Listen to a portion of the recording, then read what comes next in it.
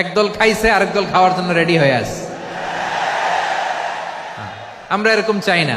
অমুক আজহারি সমুক আজহারি শুধুমাত্র নিজেদের রাজনীতিকে চমকানোর জন্য আপনারা এখান থেকে আপনারা বক্তা তুলেন, টাকা আপনার হাতে, মেকানিজম আপনার হাতে, ফেসবুক আপনার হাতে, পৃথিবীর আনাচে কানাচে ছড়িয়ে আপনারা কিছু মানুষকে হিরো বানিয়ে দেন। কর কান মুচড়াইতে পারে না, কর কান মুচড়াইতে পারে না। দুই একটা ইংরেজি শব্দ জানার নাম এলম। এলম, এটা এলম। আমিও তো ইংরেজিতে কথা বলি, আমিও ইংরেজি বক্তব্য দেই, বাইরে যাই ভিতরে আসি, আমি আন্তর্জাতিক হয়ে গেছি। ও ভাই, আপনার গ্রামের মধ্যে হাজারে হাজার শত শত শিক্ষক আছেন যারা এমনি তুললে আমার মতো আজহারি দুনিয়ার মধ্যে পদাইশ হয়। আপনারা বুঝতে পেরেছেন? আমরা সব ভুলে গেছি। খেলাফত রাজনীতি, আমাদের খলিফা লাগবে।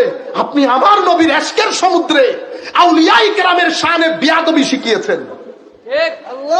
আপনি দেখেন ওলিদের মাজার পা দিয়ে ভেঙে ফেলবো।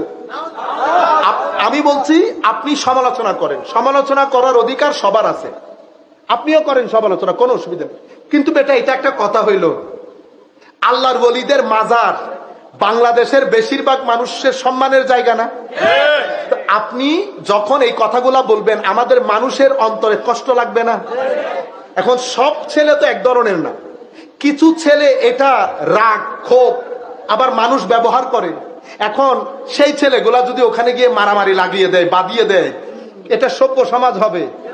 মানুষ দিনের প্রতি মানুষের অনীহা চলে আসবে না? আমি যখন সাইদি সাহেব সম্পর্কে বলছি, আমি কি গালি দিছি?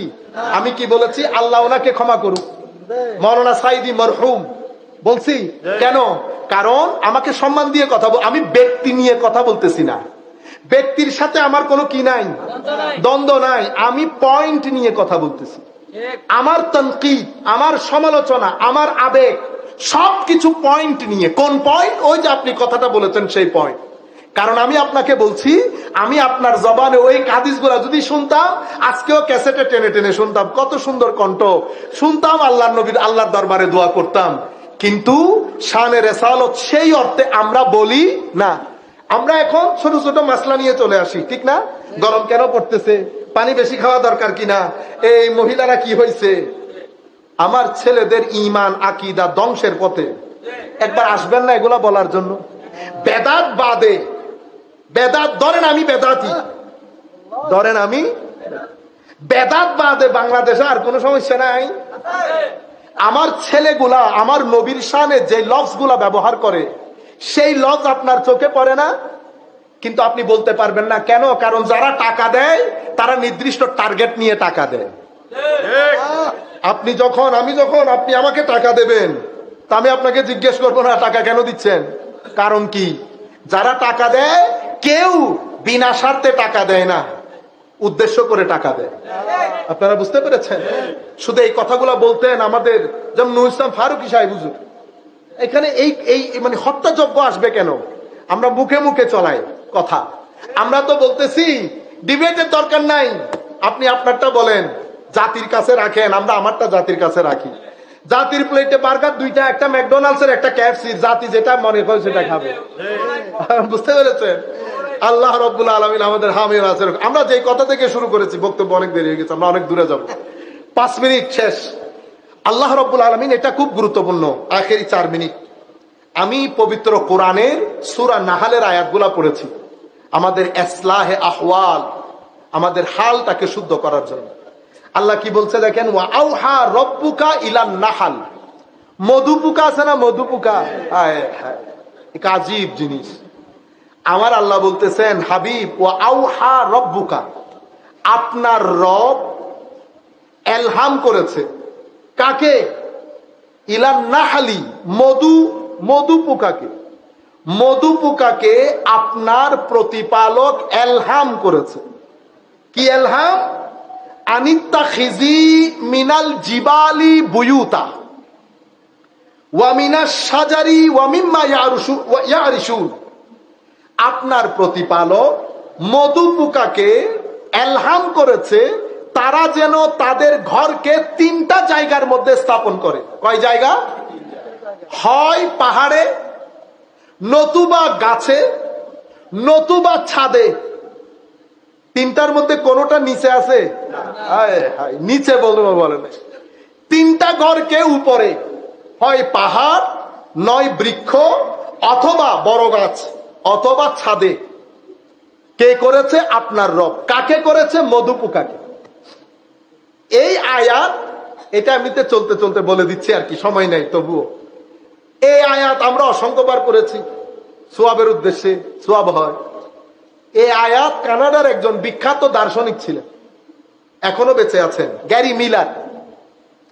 অনেক বড় যুক্তিবাদী, অসম্ভব বড় গণিতবিদ। এর লগে গণিত, যুক্তিবিদ্যায় আমার মনে হয় না বর্তমান পৃথিবীর কেউ 2 সেকেন্ড বসতে পারবে। তো তারে তার বন্ধু বান্ধবী মিলে কোরআন শরীফ দিছে, তুই একটা কাজ কর, এই কোরআন শরীফ এটা পড়বি, পরে এখান থেকে বুলটুল বের করে মুসলমানদেরকে বেইজ্জত করবি। তো দিছে, কোরআন পড়া শুরু করছে, করে একটু পর্যন্ত আইসা মুসলমান হয়ে গেছে। একটু পর্যন্ত আইসা এই 2 আয়াত পরে মুসলমান হয়ে গেছে। কেন জানেন? বলতেছে আয়াতের মধ্যে আল্লাহ 4 বার মধু পোকাকে সম্বোধন করেছে। কয়বার? 4 বারই সম্বোধন করেছে স্ত্রীলিঙ্গ দিয়ে, পুল্লিঙ্গ দিয়ে না। আমি চিন্তা করলাম, মধু পোকার মধ্যে যে মেল আর ফিমেল আছে, এটা তো কোরআন শরীফের জানার কথা না। কারণ মধু পোকার মধ্যে মেল ফিমেল এটা আমরা সায়েন্টিস্টরা জানছি এখনো তো 70 বছর হয় নাই। তাইলে কোরআন কেমনে জানলো 1400 বছর আগে যে মধু পোকার মধ্যে মেল আর ফিমেল আছে? 1।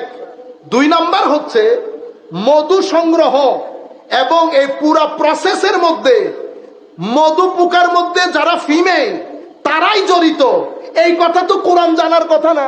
এটা তো আমরা জানছি 60-70 বছর আগে যে মধু পোকার মধ্যে যেটা নারী ফিমেল মধু পোকা, তারাই পুরা সংগ্রহের কাজের মধ্যে থাকে। এটা তো কোরআন জানার কথা না। কিন্তু কোরআন 4 বার সম্বোধনের মধ্যে 4 বারই ফিমেল ব্যবহার করেছে। এটা বলার, এটা পড়ার পরে আমি রাতে কোন রকম ঘুমাইতে পারি না। আমার মাথার মধ্যে শুধু প্রশ্ন একটা, এটা মোহাম্মদ সাল্লাল্লাহু আলাইহি ওয়াসাল্লাম কেমনে জানলেন? এটা উনি কেমনে জানলেন? এটা উনি কেমনে জানলেন? শেষ পর্যন্ত আমি চিন্তা করলাম যে না, এই কোরআন এটা মানুষের কিতাব হইতে পারে না। দিছে কি কারণে? ভুল ধরার জন্য। এখনো আছে ডক্টর গ্যারি মিলার, এখন উমর ওনার নাম, এখন কি উমর মিলার। আরেকটা নাম আছে মুসলিম, আমি ভুলে গেছি এখন। ওইটা আমাদের বিষয় না, ওইটা আরেক দুনিয়া। আল্লাহ যদি তৌফিক দান করে অন্য জায়গায় আলোচনা করবে। তাইলে আল্লাহ বলতেছেন কি? আল্লাহ মধু পোকাকে, তো মধু পোকা বানানোর একটা উদ্দেশ্য আছে আল্লাহ। উদ্দেশ্য কি? মধু পোকার মাধ্যমে আল্লাহ মধু আহরণ করবেন।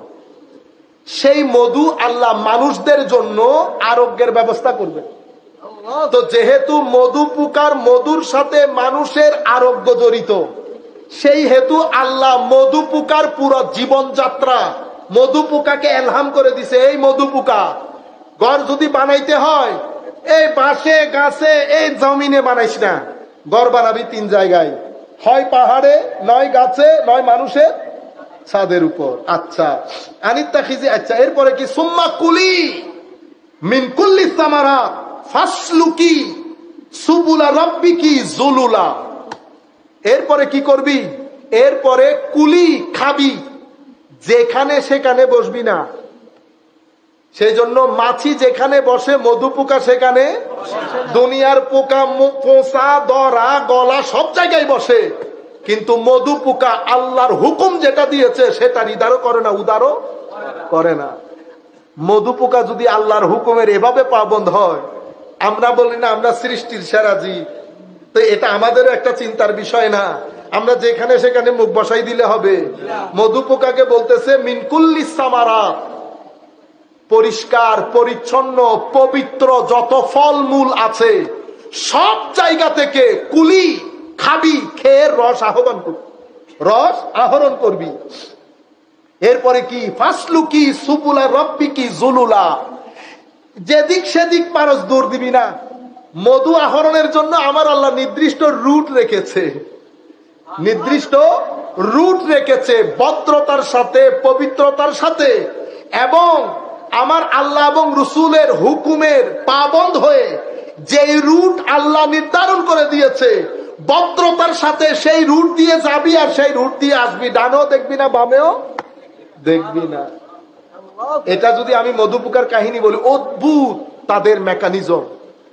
একটা বাসার মধ্যে 4,000 মধুপুকা থাকে, পরিচালনা করে একজন ফিমেল কুইন, রানী, একটা মহিলা। এই 4,000 মধুপুকাকে পরিচালনা করে কে? একজন রানী। এবং তারা রানীর হুকুমের বাইরে না ডানে যায় না বামে যায়।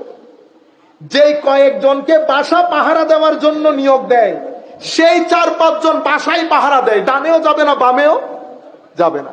এরপরে একটা নির্দিষ্ট সময়ে ঘর থেকে বের হয়ে যাবে। নির্দিষ্ট সময়, 9টা হলে 9টা, 8টা হলে 8টা, 6টা হলে 6টা। 6টা মানে 7টা না। আপনারা আমরা আমাদের জীবনের সাথে মিলাবো সেটা। নির্দিষ্ট সময়ে বের হয়ে যায়। 5-5, 6-6, 60 কিলোমিটার পর্যন্ত দূরে চলে যায়। কি আহরণ করার জন্য? মধু। এবং আজীব বিষয় কি জানেন? 50 মিলিমিটার মধু আহরণের জন্য একটা মক্কি, একটা মধুপোকাকে 60 হাজার কিলোমিটার সফর করতে হয়। আমরা যে বিসমিল্লাহ করে খায়া ফেলতেছি, আপনারা বুঝতে পেরেছেন? এবং এভাবে মধুগুলো আহরণ করে, জমা করে, ঠিক না? জমা করার পরে আমার আল্লাহ বলছেন, মিন বুতুনিহা ইয়াখরুজু মিন বুতুনিহা শারাব মুখতালিফুন আলওয়ানুহু। তোমরা যখন সেগুলা আহরণ করে তোমাদের বাসার ভিতরে জমা করবা, সেটা বিভিন্ন রঙের অসাধারণ সুস্বাদু খাদ্য হিসেবে তৈরি হবে। এবং আমার বলছেন ফিহি শিফাউল লিন্নাস, আমি এখানে মধুর মধ্যে মানুষের জন্য শেফা রেখেছি। মানুষের জন্য কাজ করছে কে? মধুপোকা। খাবো কে? আমি। এবং এই আমাকে খাওয়ানোর জন্য মধুপোকাকে আমার আল্লাহ প্রথমে বাসা কোথায় বাঁধতে বলেছে? উপরে। উপরে তার মানে নিজেকে আপনি যখন চিন্তা করবেন, সব সময় উপর চিন্তা করবেন। সম্মান, আগে সম্মান। যেখানে সেখানে আমি ঢুকতে পারবো না, যেতেও পারবো না। আচ্ছা, এরপরে যেখানে সেখানে মুখও দিতে পারবো না। যা করব ভদ্রতার সাথে ইবাদতে চলে আয়। আমি তোকে কথা দিচ্ছি, আমি তোর গরিবি দূর করে দেব। আমার আল্লাহ বলছেন, আমি কথা দিচ্ছি, আমি তোর গরিবি দূর করে দেব। আপনি যখন আল্লাহকে ভুলে যাবেন, আল্লাহ আপনাকে ভুলে যাবে। এটা সুন্নতে ইলাহি। তাইলে আমি কোত্থেকে কথাটা শুরু করেছি? আমি বলতে চাচ্ছিলাম, আমার আল্লাহ আমার উপর রাজি, সেটা বুঝা পানির মতো সহজ। কখন রাজি, কিভাবে বুঝবো? যখন আল্লাহর প্রতি আমার মায়া জন্মাবে, টান জন্মাবে। একটা ওয়াক্তের নামাজের কাজা আমার ভিতরে তুফান তৈরি করবে। একজন মানুষের সাথে বেয়াদবি আমার ভিতরে তুফান তৈরি করবে। একজনের পকেটের টাকা যদি আমি পকেটে নিয়ে হাঁটি, আমার ভিতরে যদি একটা অসম্ভব অস্থিরতা থাকে যে অমুকের টাকা আমার পকেটে আছে, তাইলে মনে করবেন আমার আল্লাহ আপনার উপর সন্তুষ্ট আছে, আপনার উপর রাজি আছে। কিছু মানুষ আল্লাহর দরদির মধ্যে এমন, আল্লাহ তারে অসম্ভব পছন্দ করে, যাদেরকে আমরা বলি সে নিজেও জানে না আল্লাহ যে তারে পছন্দ করে। আল্লাহ যে তারে পছন্দ করে কেমনে বুঝবেন? এলাকার মধ্যে সম্মানিত, টাকা নাই পয়সা নাই, সবাই খুব মহব্বত করে। সবাই কি করে? খুব মহব্বত করে। কাকা খুব নামাজি, খুব তিলাওয়াতে কোরআন, খুব খুব খুব। এগুলা কি? এগুলা হচ্ছে মানুষের মহব্বত আপনার প্রতি জন্মাইতে পারে না যতক্ষণ আল্লাহ আপনাকে মহব্বত না করে। আপনারা বুঝতে পেরেছেন? সম্মানিত উপস্থিতি, কথা যেখান থেকে শুরু করেছি, আমাদের বক্তব্য প্রায় শেষের দিকে। আল্লাহ রাব্বুল আলামিন কোরআনের যে আয়াতগুলা পড়েছি সেটা নিয়ে আমি আমার মূল বিষয়ের মধ্যে আসতে পারি নাই। আমি এমনিতে ইন্ট্রোডাকশন দিতে দিতে শেষ হয়ে গেছে সব। তো আমি আপনাদেরকে বলতে চাচ্ছি, একটা আমাদের জীবন, একটা আমাদের জীবন। দেখেন, হোটেলের মধ্যে গিয়ে যা খাইতেছেন জীবনের জন্য হুমকি। ট্যাবলেট খাচ্ছেন, সেটাও জানেন না আপনি 1 নম্বর না 2 নম্বর। আল্লাহ যে আমার উপর অসন্তুষ্ট, সেটা আপনি সারাউন্ডিং দেখলে বুঝতে পারবেন। কেন? আপনি কোথাও স্থিরতার সাথে কিছু পাইতেছেন না। প্রত্যেক মানুষ আপনাকে ঠকানোর জন্য তৈরি আছে, আমার নিজের ভাই সহ। বুঝতে পেরেছেন? আগে আপনি যদি আজ থেকে 20 বছর আগে চলে যান, এটা আমরা পাইছি জীবনটা।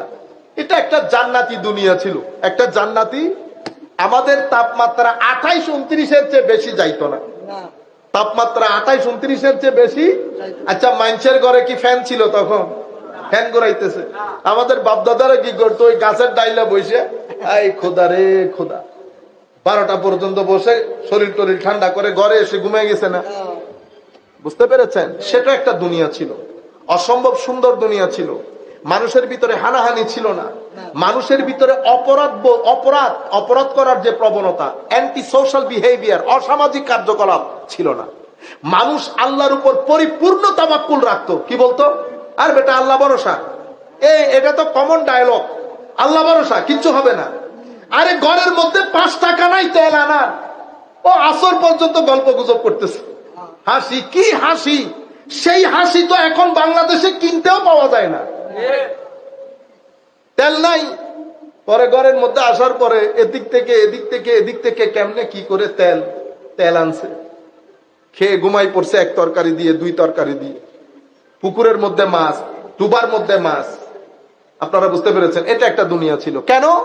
কারণ আপনার জীবনে যত ভালো কাজ থাকবে, পরিশ্রমে আনে ধন, পুণ্যে আনে সুখ, এটা সুন্নতে ইলাহি।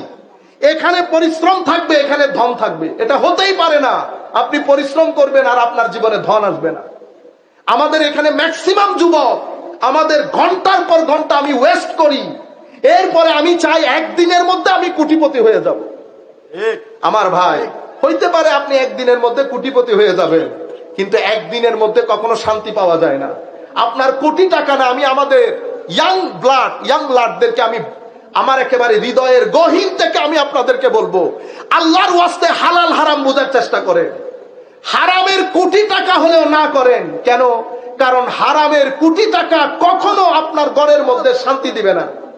হারাম যখন আপনার ঘরের ভিতরে ঢুকবে, 3টা জিনিস আপনার জীবন থেকে নাই হয়ে যাবে। আপনার জীবন স্থিরতা চলে যাবে, আপনার জীবনের সুখ স্বাচ্ছন্দ্য শান্তি চলে যাবে, আপনার ঘরে মানুষের দৈহিক শারীরিক যে শান্তি সেটা নষ্ট হয়ে যাবে। শারীরিক, মানসিক এবং ঘরের শান্তি আপনি নষ্ট করবেন আপনার এই হারামের টাকা দিয়ে। যারাই হারামের টাকা ঘরে ঢুকিয়েছে, উপর থেকে নিচ পর্যন্ত, আমি আল্লাহকে সাক্ষী রেখে বলতেছি, কারো ঘরের মধ্যে শান্তি নাই। আপনি কি করেন? ছেলেকে অস্ট্রেলিয়া পাঠাই দিয়েছেন। কেন? আমি আপনাকে বলতে হবে না আমার ছেলে অস্ট্রেলিয়া থাকে। আপনারা বুঝতে পেরেছেন? কারণ আপনার কাছে অন্য কোনো আর অপশন নাই। আপনার হারাম আপনার ঘরকে বরবাদ করে দিয়েছে। কেন? কারণ আমার নবী বলেছে এটা হারাম, আর আপনি সাহস করে এটা নিয়ে ঘরে ঢুকে গেছেন। এটা হইতে পারে কোনোদিন? এটা হবে না। আমার নবী বলেছে এটা হারাম, মানি হারাম। এটা দুনিয়ার জীবনকে নষ্ট করবে, কবরের জীবনকে নষ্ট করবে। আমার নবী যেটাকে অশ্লীল বলেছে, শ্লীলতার বাইরে অশ্লীল যেটাকে আমার নবী বলেছেন, সেই অশ্লীল কাজ যখন উম্মত করবে, উম্মতের জীবন অস্থির হবে। এটা সুন্নতে ইলাহি, এটার আপনি বাইরে যেতে পারবেন না। আপনি সব সময় কোর্টের ভিতরে থাকতে হবে। কোর্টে যা করবেন কোর্টের ভিতরে, কোর্টের বাইরে যাবেন আপনি আউট হয়ে যাবেন। কোর্টের বাইরে কোনো খেলা নাই। বড় ফুটবলার বলে আপনি কি বলতে পারবেন উনি মেসি হিসেবে কোর্টের বাইরে চলে গেছে? কোনো অসুবিধা নেই না। আপনি যেই হন কোর্টের ভিতরে থাকতে হবে। আমার নবী একটা কোর্টের দ্বার টান দিয়েছেন। সেই জায়গার মধ্যে যদি আপনি না থাকেন, আমেরিকা, ইংল্যান্ডের, আপনারা বলেন দেখি টাকা পয়সার অভাব আছে? টাকা পয়সা, ধন দৌলত, গাড়ি বাড়ি সবকিছু তো আছে, শান্তি নাই। কি নাই? শান্তি নাই। কেন শান্তি নাই? তারা মানুষ হিসেবে ভালো, তাদের ওখানে একটা মানুষ সমাজের মধ্যে স্বাচ্ছন্দ্যে বাঁচার জন্য যা কিছু দরকার সব আছে, কিন্তু তারা ধর্ম ছেড়ে দিয়েছে। আপনি ধর্ম ছেড়ে দিয়ে থাকতে পারবেন না পৃথিবীতে। নেচার যেমন, প্রকৃতি যেমন প্রটেস্ট করে, আপনি ধর্ম ছেড়ে দিলেও আপনার জীবনও প্রটেস্ট করবে, দুনিয়াও প্রটেস্ট করবে, প্রকৃতিও প্রটেস্ট করবে। আমি আপনাদেরকে বলতে চাচ্ছি, একদিকে জীবন আর একদিকে আকীদা হুমকির সম্মুখীন হয়ে গেছে। আমাদের নতুন নতুন ছেলেরা পরিবর্তন হয়ে যাচ্ছে না? কি বলে? না আগের যুগে এটা আগের যুগে এমনিতে ছিল। ও বাপরে বাপ! হ্যাঁ, ও ভাত আগেরটা, পোলাও আগেরটা, রোস্ট আগেরটা, শুটকির বেগুন আগেরটা। শুধু আপনার মনে হয়েছে নামাজ আর মুসলমানদের আমাদের এই ধর্মকর্ম এটা নষ্ট, বাকিগুলো সব ঠিক। এটা সবচেয়ে বড় ফিতনা উম্মতের মধ্যে। আমার নবী ইরশাদ করে গেছেন, আমার নবী বলেছেন পুরা পৃথিবী থেকে ঈমান, ঈমান বলেছে ঈমান, আমল না, ঈমান পুরা পৃথিবী থেকে পালিয়ে মদিনা শরীফ চলে যাবে, আমল চলে যাবে বলে নাই। কি চলে যাবে বলেছেন? ঈমান। ঈমান। আল ঈমানু ইয়ারিজু ইলাল মাদিনা কামা তারিজুল হাইয়াতু ইলা জুহরিহা, বুখারী শরীফের রওয়ায়াত। দুঃখের বিষয় হচ্ছে আমাদের ভাইরা এই কথাগুলো বলে না। আমার নবী ইরশাদ করছেন ঈমান নিজেকে বাঁচানোর জন্য পালিয়ে পুরা পৃথিবী থেকে মদিনা শরীফ চলে যাবে, আমল চলে যাবে, এই কথা বলেন নাই। আমার নবী ইরশাদ করেছেন মসজিদ ভর্তি মুসল্লি হবে, মুমিন থাকবে না। আপনি বলেন দেখি এখন ঈমান কাকে বলে? আপনি আল্লাহতে বিশ্বাস করলেন, আবার বলেছেন আল্লাহর হাত আছে, আল্লাহ এমনে বসে, মুসলমান হইতে পারবেন না। কিন্তু আমাদের এখানে এই আকীদা বানের পানির মতো ঢুকানো হচ্ছে। কোরআন শরীফের কয়েকটা আয়াত দিয়ে ছেলেরা অনুবাদ পড়ে, কারণ আপনার হাতে এখন টাকা পয়সা বেশি, আপনি অনুবাদ সবকিছু করে সমাজের মধ্যে এখন জাল বিস্তার করেছেন। ঈমানের খুঁটি ছিল আউলিয়ায়ে কেরাম। ঈমানের কি? পৃথিবী যেমন স্থির থাকার জন্য পাহাড়ের প্রতি মুখাপেক্ষী, আমার আল্লাহ পাহাড় বানিয়েছেন, এটাকে বলে পৃথিবীর কি? খুঁটি, পেরেক। ঈমানের পেরেক আউলিয়ায়ে কেরাম। পাহাড় ছাড়া যেমন পৃথিবী অস্থির, মাজারে পাক বা আউলিয়ায়ে কেরাম ছাড়া, আমি বন্ডের কথা বলছি না, আপনি বন্ডের দরবারে যায়েন না। আমি না বন্ডদের কথা বলছি, না বন্ডদের কথা শুনছি, আমি ভণ্ডদের কথা বলছি না, আমি আল্লাহর ওয়ালিদের কথা বলছি, যাদের রাত সিজদার মধ্যে কাটতো, যাদের দিন উম্মতের তরবিয়তের মধ্যে কাটতো, আমি তাদের কথা বলছি। সেই সমস্ত আউলিয়ায়ে কেরাম যাদের মুরিদদেরকে দেখলে আপনি মুরিদদের চেহারা, সুরত, নামাজ, তাসবিহ, তাহলিল, এখন আপনি যদি বলেন হুজুর অমুকের মুরিদ অমুক নামাজ পড়ে না, সেটা রেসপন্সিবিলিটি তার, বুঝতে পেরেছেন? সেটা রেসপন্সিবিলিটি তার। আমি আপনাদেরকে আল্লাহর ওলি, সত্যিকার আল্লাহ, আমি এমন কোন ব্যবসায়ী পীরের কথা আপনাদেরকে এখানে শোনাইতেছি না। ব্যবসায়ী আছে না? আছে তো, বক্ত ব্যবসায়ী আছে, রাজনীতিবিদ ব্যবসায়ী আছে, ওয়াজিও ব্যবসায়ী আছে, পীরও ব্যবসায়ী আছে। আপনি শুধু একটা দেখছেন, হ্যাঁ? সরকারের কর্মকর্তার মধ্যে ব্যবসায়ী নাই, রাজনীতিবিদের মধ্যে ব্যবসায়ী নাই।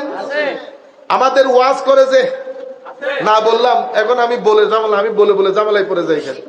সব জায়গার মধ্যে ব্যবসায়ী আছে, আপনি শুধু একটা দেখতেছেন।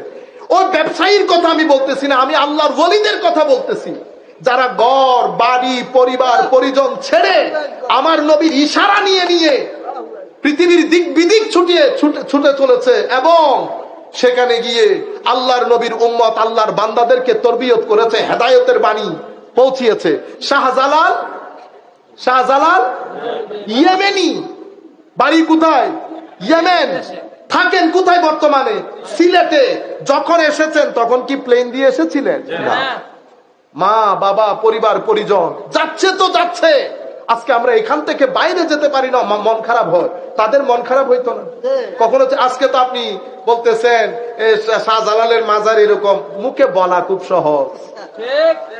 এতগুলো মানুষ, এতগুলো রাজনৈতিক দল, একটা দুইটা, এতগুলো রাজনৈতিক দল, বলেন দেখি কারে দেখে কে মুসলমান হয়েছে? একটা বলেন যে অমুকরে দেখে আমরা তো এখন তফসির সাজাই, মানুষ বাড়া করি, আয়ো তুমি মুসলমান হও বলে মানুষকে দেখাও। আপনারা বুঝতে পেরেছেন? আর উনারা যখন এসেছেন হিন্দু অধ্যুষিত এলাকা, নিজ থেকে কাউকে যুদ্ধ করতে বলেন নাই, কাউকে বাধ্য করে নাই। যেখানে যেখানে গেছে আমার নবীর সুগন্ধে মানুষ পঙ্গপালের নিয়েই ছুটে এসেছে দিন কবুল করে। হযরতে শাহ মখদুম রূপস রাদিয়াল্লাহু আনহু রাজশাহীর জমিনে শুয়ে আছে। ওনার ভাই, যদিও ঐতিহাসিক ভাবে আল্লাহ পাক জানে, শুয়ে আছেন এখানে। বাড়ি বাগদাদ, কোন প্লেন নিয়ে আসেন নাই, কত দুর্গম পথ পাড়ি দিয়ে এই সমস্ত অঞ্চলে এসেছে দ্বীন ইসলাম প্রচারের জন্য। লাখো মানুষকে কালমা পড়িয়ে পৃথিবী থেকে চলে গেছেন। আপনি যাই বলেন কিয়ামত পর্যন্ত আপনি বলতে থাকবেন রাজার ছেলে। এখনো কেউ রাজশাহীতে, কেউ সিলেটে, কেউ এক একজন এক এক জায়গায় শুয়ে আছে, এখনো রাজার মতো শুয়ে আছে, এখনো রাজার মতো। আপনার মতো লোক যদি উল্টা লটকে যায়, আপনি জিয়ারত খতম করতে পারবেন? ও জিয়ারত আপনি খতম করার কে? জিয়ারত বাড়তে থাকবে, জিয়ারত কখনো কমে না। আপনি আমাদের মদিনা শরীফের মধ্যে আমার নবীর রওজায়ে পাকের সাথে লাগানো জান্নাতুল বাকি, জান্নাতুল বাকি আপনারা বলেন না? জান্নাত, জান্নাত কেন বলে? এরা তো আমাদের আমাদের উলামায়ে কেরাম কিছু ওই যে আইন আর কফ আছে না, আইন, হ্যাঁ, আলহামদুলিল্লাহ রাব্বিল আলামিন, আইন এবং কাফ আসলে বহুত স্মার্ট হয়ে যায়, ঠিক না? হায় হায়, এটা তো আল বাকি আল গারকাত, এটাকে জান্নাত বলা হয় কেন? ও ভাই, এটার দলিল দরকার। ও আমার নবী ইরশাদ করেছেন, আল্লাহর কোন মারদে হক যখন ইন্তেকাল করে, তো যখন কবরের মধ্যে ফেরেশতা আসে, গায়েব থেকে আওয়াজ আসে, আমার বান্দা ঠিক বলেছে, তার কবরকে যতদূর চোখ যায় প্রশস্ত করে দাও, তার কবরে নূর দান করো, তাকে জান্নাতের লেবাস পরিয়ে দাও, তার কবরের মধ্যে জান্নাতের বিছানা বিছিয়ে দাও। তো যেই কবরের মধ্যে জান্নাতের বিছানা থাকে, যেই কবরবাসী জান্নাতের লেবাস পরা থাকে, যার চোখ, যার কবর যতদূর চোখ যায় প্রশস্ত থাকে, যার কবরের মধ্যে নূর থাকে, এটারে যদি আমরা বাগান না বলি, তো বাগান আপনার ঘরের মাঠকে বলবো? ও আপনি যদি চান আপনি না বলতে না বলেন, আমি কি আপনারে বাধ্য করছি বলতে? এটা তো যার যার যৌক, এটা যার যার ইচ্ছা। আমি আমার বাবার কবরের মধ্যে ফুল লাগাবো, আমার বাবার সাথে আমার একটা স্পিরিচুয়াল কানেকশন আছে। আপনার ইচ্ছে না করলে না করেন, আপনি কি বন্ধ করতে পারবেন? ও যে আপনি এটা বুঝার চেষ্টা করেন, যে কবরের মধ্যে আমার আল্লাহ বলছেন ওয়ানাফির কবরাহু ওয়া আলবিসহু লিবাসাল জান্নাহ ওয়া ওয়াসি কবরা, কবরকে তৌসি করে দাও যতদূর চোখ যায়। এত বড় কবর, কবরের মধ্যে নূর, জান্নাতের লেবাস, জান্নাতের বিছানা, এটারে যদি আপনি জান্নাত না বলেন, ও জান্নাতের বিছানাও আছে, জান্নাতের লেবাসও আছে, তো এটা জান্নাত বললে অসুবিধা আছে? আপনার ইচ্ছে না করলে আপনি না বলেন, কিন্তু আপনারা এগুলা নিয়ে, আমি বড় ঝামেলায় আছি। যেখানে যাই ইলেকট্রিসিটি চলে যায়, এখন আমি যেখানে যাই ইলেকট্রিসিটি চলে যাচ্ছে।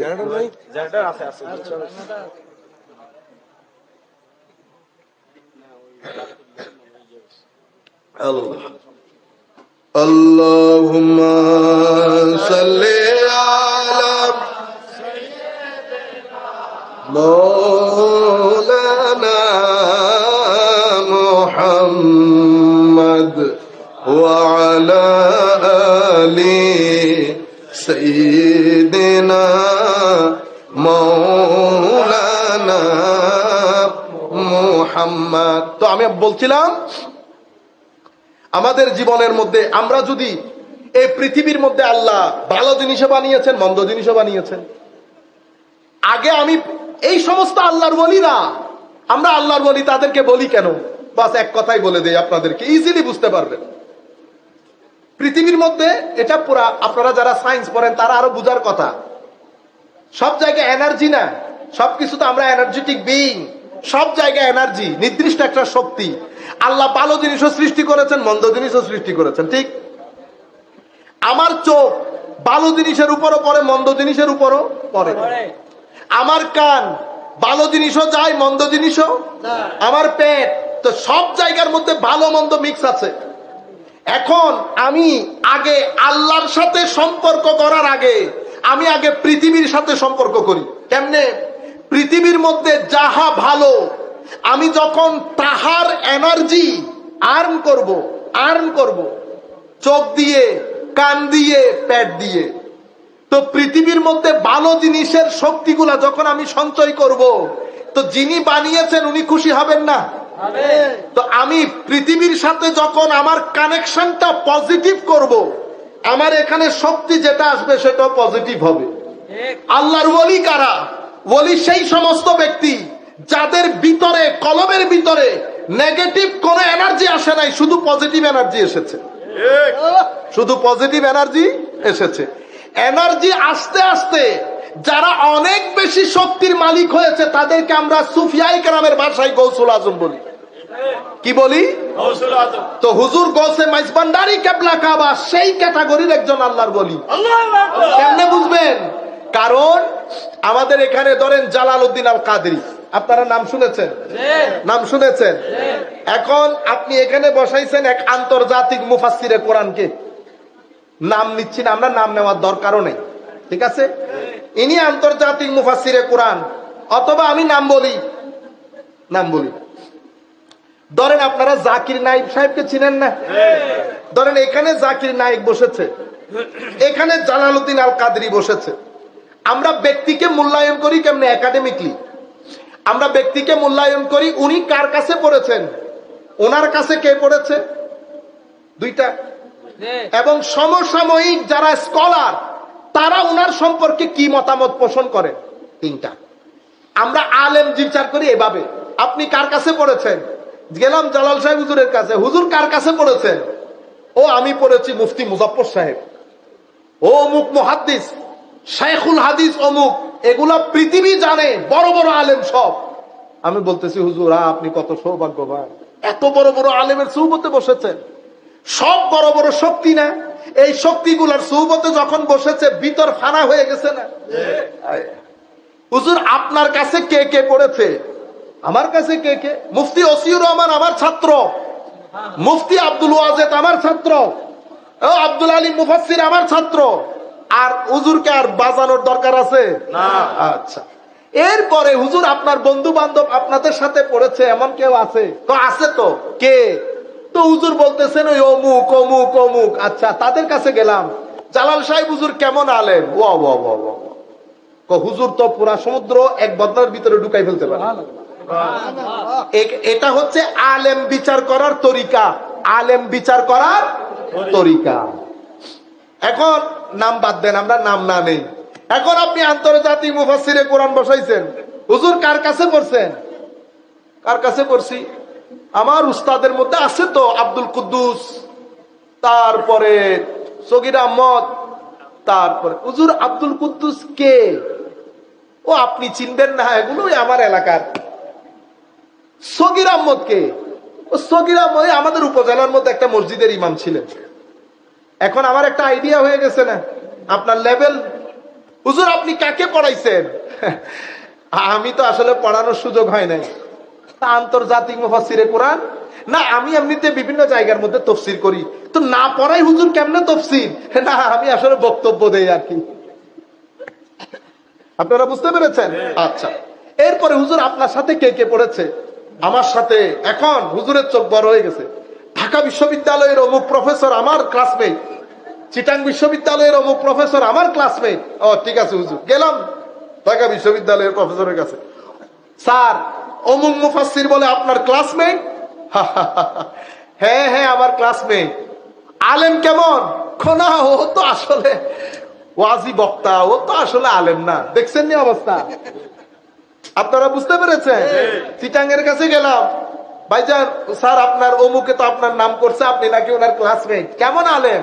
না না ও তো আলেম না, ও তো ভাইরাল বক্তা, এই ওয়াজ কালাম করে এরকম আর কি। আপনারা এখন বুঝতে পেরেছেন মানুষকে যাচাই করে কেমনে? তো যারে তারে মুফাসসিরে কোরআন বলবেন? আমার মতো দজবাঙ্গার আইন না আন্তর্জাতিক বলবেন? এগুলা বলিয়েন না। আর ধর্মটারে বদনাম করিয়েন না, আমার নবীরা নারাজ করিয়েন না, বহুত হয়ে গেছে। আমাদের মতো এখানে যত ওয়াজ কালাম তকরির আমার মতো যত দজবাঙ্গা আছে, আন্তর্জাতিক লিখবেন না, আল্লামা লিখবেন না, মুফাসসির লিখবেন না, মুফতি লিখবেন না, এটা এত সহজ কাজ না। আপনারা বুঝতে পেরেছেন? আমাদের ছেলেপুলেদের কনফিডেন্স নষ্ট হয়ে গেছে। মুফতি বললে তারা বলে যে মুফতি চিনি, মুফতি চিনি। আপনারা বুঝতে পেরেছেন? এই কাজ করবেন না আরবদের মতো করে। আরবরা যেমন যাকে তাকে মুফতি বলে না, আমরাও বলবো না। আরবরা যেমন যাকে তাকে মুফাসসির বলে না, আমরাও বলবো না। বস ওয়াজ করে, হযরত মাওলানা মাদ্রাসায় পড়েছে, এন্ড অফ দ্য স্টোরি। আপনারা বুঝতে পেরেছেন? আলেম রেডি করে এভাবে। হুজুর গৌসুল আজম আব্দুল কাদের, হুজুর গৌসে মাইজভান্ডারি কেবলা কাবা, আপনি তো বুঝবেন না উনি কে, আপনার তো বুঝার কথাও না। আপনি বুঝবেন এখানে ম্যাক্সিমাম যারা মিজান সুফি মিজান কাকাকে, সুফি মিজান সাহেব আছেন না, পিএইচপি, এখন আপনি চিনেন বিদায় এরা মিজান সাহেব, এখানে যারা চিনে না তারা কি বলবে, এই হুজুরের পাশ থেকে মুরব্বিটার এখানে নিচে নামাও, বলবে না? আপনার কারণে হুজুরকে দেখতেছি না। ও এক জায়গার মধ্যে গেছি মহেশখালীতে, ইন্না আলিল্লাহ, হুজুর মানে আমাদের জালাল সাহেব হুজুরদেরও বড়, অনেক সিনিয়র। আমাদের ওখানে ফুরকানি সাহেব হুজুর ছিলেন জামিয়াতে অনেক আগে, সেই সময়কার বেচের আল্লামা ফুরকানি সাহেব হুজুরের ছাত্র। তাহলে জালাল সাহেব হুজুরের থেকে বয়স প্রায় 10-15 বছর বড়। তো হুজুর এক পাশে বসে আছে, আমিও চিনতাম না, আমি মনে করছি এলাকার মুরব্বী বসাইছে। আমি বিসমিল্লাহ করে সালাম দিয়ে স্বাভাবিক যেভাবে সম্মান করা দরকার আমি বসে গেছি। আমার কানে কানে একজন এসে বলতেছে, হুজুর উনি আল্লামা ফুরকানি সাহেব হুজুরের ছাত্র, জামিয়ার প্রথম সময়কালের ছাত্র। এক সেকেন্ডের মধ্যে ইজ্জতের প্যারামিটার পরিবর্তন হয়ে গেছে না? তখন আমি উঠলাম, উঠে হুজুরকে সোফার ব্যবস্থা করলাম, সোফার মধ্যে আবার জায়নামাজ বিছাইলাম, আমারটা থেকে হুজুরকে গদি দিলাম। এত সম্মান কেন করতেছি? চিনতেছি বিদায়। কি করেছি? চিনতেছি বিদায়। চিনলে 100 তলা, না চিনলে গাছতলা। চিনলে 100 তলা, না চিনলে, এটা পৃথিবীর নিয়ম, এটা পৃথিবীর নিয়ম। হুজুর গৌসে মাইজ ভান্ডারী, এখন আপনি চিনবেন কেমনে? জালাল সাহেব হুজুরকে জিজ্ঞেস করেছেন উস্তাদকে, উনাকেও জিজ্ঞেস করেছি উস্তাদকে। ও ক উস্তাদ আবু সালে লাহোরী, ও আবু সালে লাহোরী হুজুর কার কাছে পড়েছেন? ও মাদ্রাসা ক্যালকাটার মধ্যে পড়েছি। আমার এই মুহাদ্দিসিনদের লিস্ট, জমানার বিখ্যাত বিখ্যাত উলামায়ে কেরামের কাছে ইলমে শরীয়ত শিখেছে, ইলমে তরিকত শিখেছে আবু সালে লাহোরীর মতো আল্লাহর ওলির কাছ থেকে। হুজুর আপনার ছাত্র কারা? তো বাংলাদেশের কোন অঞ্চলের কোন ছাত্রের কথা বলবো বেটা? হুজুর চট্টগ্রামের আশেপাশে বলেন, তো আমির ভান্ডারের আমিরুজ্জামান আমার ছাত্র, আল্লামা ফখরুল উলামা মুফতি ফরহাদাবাদী আমার ছাত্র। এগুলো আমার গোলাম, এগুলো আমার গোলাম। মুফতি ওসিউর রহমান, আমাদের ওসিউর রহমান না, মুফতি ওসিউর রহমান, যাকে গাছে বাসে মুফতি বলতেন, এমন জমানার বিখ্যাত আল্লাহর ওলি আমার গোলাম। আমার মতো 5 টাকার মৌলবী কিছু বললেও কিছু যায় আসে না, কিছু না বললেও কিছু যায় আসে না। জমানার বিখ্যাত বিখ্যাত আল্লাহর ওলি।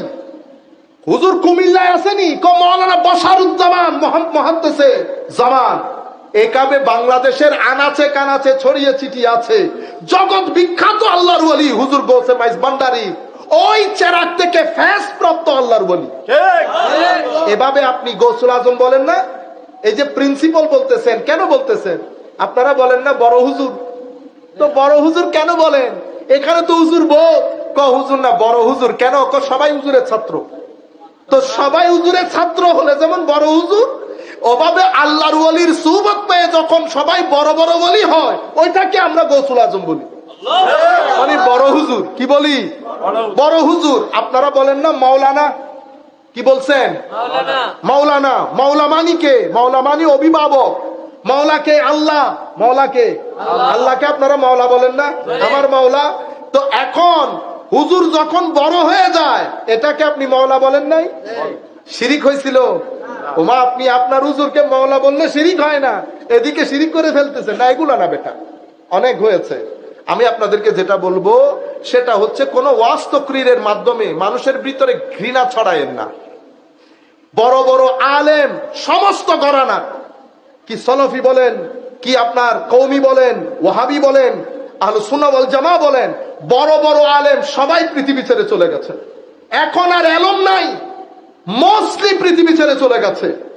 আমার নবী ইরশাদ করেছেন, উম্মত আল্লাহ তোমাদের সিনা থেকে জ্ঞানকে বের করে জমিন থেকে উঠাবে না, বড় বড় আলেমদেরকে মৃত্যু দিয়ে এলম তুলে ফেলবে। ইন্নাল্লাহা লা ইয়াকবিদুল ইলম ইনতিজাআন ইয়ানতাজিউহু মিনান নাস বাল ইয়াকবিদুল ইলমা বিকবদিল উলামা আও কামা ক্বালা নবী সাল্লাল্লাহু আলাইহি ওয়াসাল্লাম। এরপরে পৃথিবীতে কোনো এলম থাকবে না। মানুষ জাহেল মূর্খদেরকে, আমাদের মতো জাহেল বাইরাল বক্তাদেরকে বড় বড় আলেম মনে করে, প্রশ্ন করবে, তারা না জেনে উত্তর দেবে। 6 তাকবীর 12 তাকবীর, ভিতরের নামাজ 1 রাকাত, না আগা আছে না মাথা আছে, শরীয়ত বুঝি না, স্কুল বুঝি না, দলিল বুঝি না, নেহাজ বুঝি না, এখানে আইসা ফতোয়া দিয়ে দেয়। কোরআন শরীফ ধরতে হলে ওযু লাগে না, কোরআনে পাক ধরার জন্য উজু লাগে না। এই তুই এটা বোঝানোর জন্য এখানে আসছস? বাংলার মানুষকে এটা শিখানোর জন্য তুমি মুফাসসিরে কোরআন? কর কানটা মুছরাইতে পারি না, যে জিনিসগুলো এস্টাবলিশড এগুলা বলে এখানে, তারপরে কি দূরাই পাজেরো, কি দূরাই পাজেরো। আমি তো ইনকাম ট্যাক্স, গভর্নমেন্টের ইনকাম ট্যাক্স কে বলি আল্লাহর ওয়াস্তে আপনারা ওয়েলকাম করেন, আসেন আমাদের কাছে আসেন। যারা যারা পাজেরো দৌড়ায় তাদের কাছে যান। কিভাবে ওয়াজ করে করে পাজেরো? আল্লাহর ওয়ালিরা জায়গা বিক্রি করে, ধন বিক্রি করে, দৌলত বিক্রি করে মানুষের খাওয়ার ব্যবস্থা করেছে, থাকার ব্যবস্থা করেছে, মাদ্রাসার ব্যবস্থা করেছে, হ্যারিকেন নিয়ে নিয়ে এলাকায় এলাকায় দৌড়াইছে। আমি বলছি টাকা না দিলে যাব না। এরপরে বছর 2 বছর যাইতে পারে নাই, আমি নিয়ে ফেলেছি পাজেরো। এরপরে এগুলা আমাদের সোসাইটির মধ্যে আমাদের ছেলেগুলার অন্তরে লোভ ঢুকিয়ে দিয়েছে। তারা কি চিন্তা করে, ওই তো আমার বন্ধু কর কানটা মুছরাইতে পারে না, এ গাড়ি দৌড়ায়, এখন আমার ছেলে 20,000 টাকা চাকরি করে না, 20,000 টাকা চাকরি করে না, 30,000 টাকা চাকরি না, এগুলো দিয়ে কিছু হবে না। কেন? কারণ সমাজের আমাদের মতো কিছু মানুষের কাজ তার ভিতরে লোভ ঢুকিয়ে দিয়েছে। আপনারা বুঝতে পেরেছেন? আমি আপনারা এই কথাগুলো প্রচার করবেন, বোঝার চেষ্টা করবেন, ইমামদেরকে মূল্যায়িত করবেন, খতিবকে মূল্যায়িত করবেন, মসজিদের মধ্যে দর্শের ব্যবস্থা করবেন। আর আমরা যখন এখানে তাকরীর করতে আসব, যেই আসুক বলে দেবেন কোনো উল্টা সমালোচনা হবে না, এটা আপনার টপিক। কোরআন এবং সুন্নাত অনুযায়ী মানুষকে তরবিয়ত দেন, মানুষকে শান্তি দেন। আমাদের ছেলেরা ড্রাগের দিকে ঝুঁকে যাচ্ছে, আমাদের ছেলেরা অসামাজিক কার্যকলাপের দিকে ঝুঁকে যাচ্ছে। কোনোভাবে ছেলেদেরকে উগ্র করবেন না। আমরা এখানে মুসলমান থাকে, হিন্দু থাকে, আমরা একজন আরেকজনের সাথে মিলেমিশে থাকি। আমাদের এখানে আপনি উস্কাবেন, আমাদের এখানে আপনি ধাক্কাধাক্কি করবেন, এগুলা আমাদের মাহফিলে হতে পাবো না। ক্লিয়ার কাট মেসেজ দিয়ে দেবেন, হুজুর এই আন্দাজে আমাদের এখানে তাকরীর করতে হবে। আপনারা বুঝতে পেরেছেন? আল্লাহ রাব্বুল আলামিন আমাদের হামি ও নাসির হোক। আকীদার বাজারের মধ্যে এখন না নামাজ এভাবে হবে না, তারাবি এভাবে হবে না, শবে বরাত নাই, এটা নাই, ঈদে মিলাদুন আপনার করতে ইচ্ছে না করলে আমার ভাই আপনি করিয়েন না। লাইলাতুল বারাত কুল কায়নাত পালন করে। আপনি বলেন হুজুর দলিল, আপনাকে দলিল দেব, কোন দলিলের দরকার নাই, কোন দলিলের দরকার নাই। আপনি দলিল দিয়ে প্রমাণ করবেন শবে বরাত বলে কোনো কিছু নাই, আমার নবী শবে বরাত পালন করতে নিষেধ করেছেন। আপনার অভিমত না, হাদিসের মধ্যে স্পষ্ট ভাষায় উল্লেখ থাকবে যে ইসলামী শরীয়তের মধ্যে শবে বরাত যা করব আল্লাহর রুট খেয়াল রাখবো, যেভাবে মধু পোকা খেয়াল রাখে। তো মধু পোকার খাউন যেমন মধুতে পরিণত হয়, ঠিক সেভাবে আমার খাউনও নূরে পরিণত হয় যদি আমি মধু পোকার জীবন অনুসরণ করি। ফিহি শিফাউল লিন্নাস। মধু পোকা যখন আল্লাহর দেওয়া বিধান অনুযায়ী খাদ্য আহরণ করে, সেটা মানুষের যেমন আরোগ্য, মানুষের জন্য যেমন শেফা হয়ে যায়, ঠিক সেভাবে আল্লাহর ওয়ালিরা যখন আল্লাহর দেওয়া বিধান অনুযায়ী যেভাবে আল্লাহ চলতে বলেছে চলেছে, খাদ্য আহরণ করেছে, সেটা তাদের ভিতরে নূরে পরিণত হয়। ওইটা মানুষকে শারীরিক সেবা দান করে, এটা মানুষকে রুহানি সেবা দান করে। আপনারা বুঝতে পেরেছেন? অনেক রাত হয়ে গেছে, আমরা আর কথা না বাড়াই। আল্লাহ রাব্বুল আলামিন আমাদের হামি ও নাসির হোক। আমি চাইতেছিলাম আজকে মধু পোকার এই আয়াতগুলোর মাধ্যমে আমাদের ইসলাহে আহওয়াল, আমাদের জীবনকে আমরা কিভাবে গড়বো আল্লাহর ওয়ালিদের সাথে মিল রেখে, এই জিনিসগুলা তুলে ধরতে চেয়েছিলাম, কিন্তু বক্তব্য অন্যদিকে ছুটে গেছে। আল্লাহ রাব্বুল আলামিন আমাদের হামি ও নাসির হোক। মাওলাই করিম আমাদের কবুল করুক। যা কিছু বলেছে এখানে, যা কিছু কোনো কিছু ভুল হয়ে থাকলে সেটা আমরা আল্লাহর দরবারে দোয়া করি, আল্লাহ আমাদেরকে ক্ষমা করুন। যা কিছু বলেছি এগুলা যদি শুদ্ধ হয়ে থাকে আল্লাহ সেটা কবুল করুন, আমাদেরকে মার্জনা করুন। আল্লাহ বাংলাদেশের জমিনের মধ্যে বৃষ্টি দান করুন।